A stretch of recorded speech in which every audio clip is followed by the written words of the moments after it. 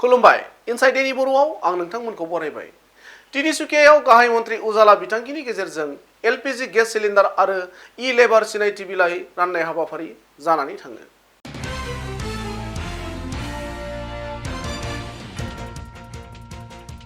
तिनिसुकिया जिल्ला खुंथाय social welfare बिफान आरो थाव बिगोमा कम्पानिफोरनि बानजायनायजों गाहाय मन्त्रि उजाला बिथांखिनि आवथायाव निखावरि नखरनि सुबुंफोरनो बेसेन नाङै गेस सिलिन्डार राननायजों लोगोसे मावदांसाफोरनो इ-लेबार सिनायथि बिलाइ होनाय आरो मुं थिसननाय हाबाफारिया तिनिसुकियानि गपिनाथ बरदलै नगराव थानाय हारिमुआरि नब्लाङाव जानानै थाङो।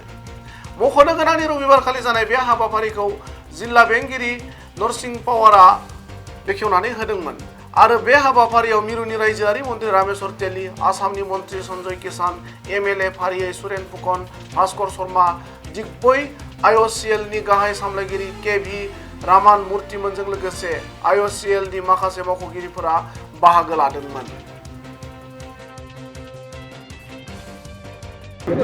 দুটা বিষয় লৈ ইতিমধ্যে আমি সভাখন আয়োজন কৰিছিলোঁ।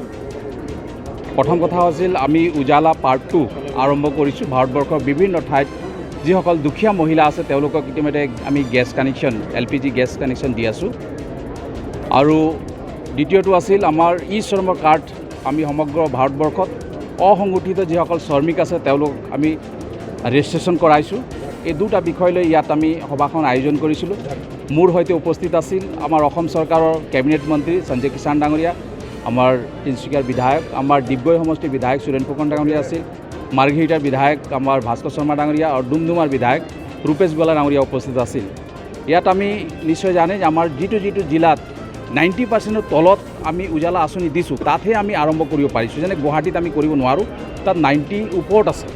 কিন্তু আমাৰ ডিব্ৰুগড় তিনিচুকীয়া জিলাৰ 90ৰ তলত আছে। সেইকাৰণে আজি কেইদিন আগতে আমি ডিব্ৰুগড়ত ইতিমধ্যে আমি উজালা আঁচনিৰ যোগেদি আমি মহিলা ভাই ভনীসকলক আমি গেছ কানেকশ্যন দিছিলোঁ আৰু আজি তিনিচুকীয়াত আমি দিছোঁ।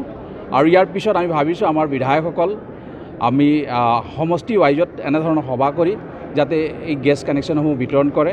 আমাক যিসকল গেছ ডিলাৰ আছে যিসকল তেওঁলোকে ইতিমধ্যে এজেঞ্চিবিলাকো আমাক যথেষ্ট সহায় কৰিছে আৰু মই তেওঁলোকক অনুৰোধ জনাইছোঁ এইটো আমি দুখীয়া যিসকল পৰিয়াল আছে BPL পৰিয়াল আছে তেওঁলোককে আমি দিছোঁ, এই ক্ষেত্ৰত আপোনালোক সহায় কৰক। ঠিক তেনেকৈ তেওঁলোকে সহায় কৰিছে। সেইকাৰণে গেছ এজেঞ্চিৰ মালিকসকলক মোৰ ফালৰ পৰা বহুত বহুত ধন্যবাদ জনাইছোঁ।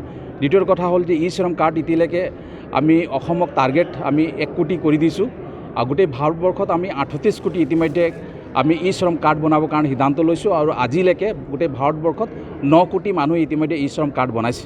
আৰু আমি আশা ৰাখিছোঁ আমাৰ যিটো টাৰ্গেট আছে, আমাৰ লেবাৰ মিনিষ্টাৰ সঞ্জয় কিষাণ ডাঙৰীয়া উপস্থিত আছিল, তেওঁ কৈছোঁ তেওঁৰ ডিপাৰ্টমেণ্টৰ মানুহবিলাকক লগাই দিয়ক যাতে আমি অসমত আমাৰ যিটো টাৰ্গেট আছে 1 কোটি মানুহক আমি শ্ৰম কাৰ্ড বনাম যাতে আমি বনাবলৈ সক্ষম হওঁ।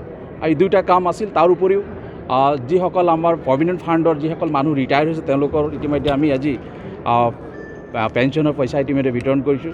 আমি আমাৰ মিনিষ্ট্ৰীৰ ফালৰ পৰা ইতিমধ্যে ক'ভিডৰ সময়ত যিসকল চাকৰি গুচি গ'ল, যাৰ PF পইচা জমা হৈছিল, তেনেকুৱা মানুহবিলাকক আমি 90 এজৰ পইচা ইতিমধ্যে আমি দিছোঁ। ঠিক তেনেকৈ কিছুমান ক'ভিডত মৃত্যু হৈছে তেওঁলোক পৰিয়ালক আমি হোল লাইফ ইতিমধ্যে পেঞ্চন দিবৰ কাৰণে সিদ্ধান্ত লোৱা হৈছে। তেনেধৰণৰ চেকবিলাক ইতিমধ্যে আজি বিতৰণ কৰা হৈছে। আৰু এটা কথা আছে, গ্ৰামাঞ্চলবিলাকত আচলতে যিসকল আপোনালোকে চিলিণ্ডাৰ বিতৰণ কৰিলে বিনামূলীয়া আঁচনি জনাইছে, কিন্তু এটা দেখা গৈছে যে তেওঁলোকে প্ৰথম অৱস্থাত আচলতে তেওঁলোকে যিহেতু চিলিণ্ডাৰ দাম দিছে ভৰাব নোৱাৰে, এনেধৰণৰ বহুত আচলতে অভিযোগ আহিছে।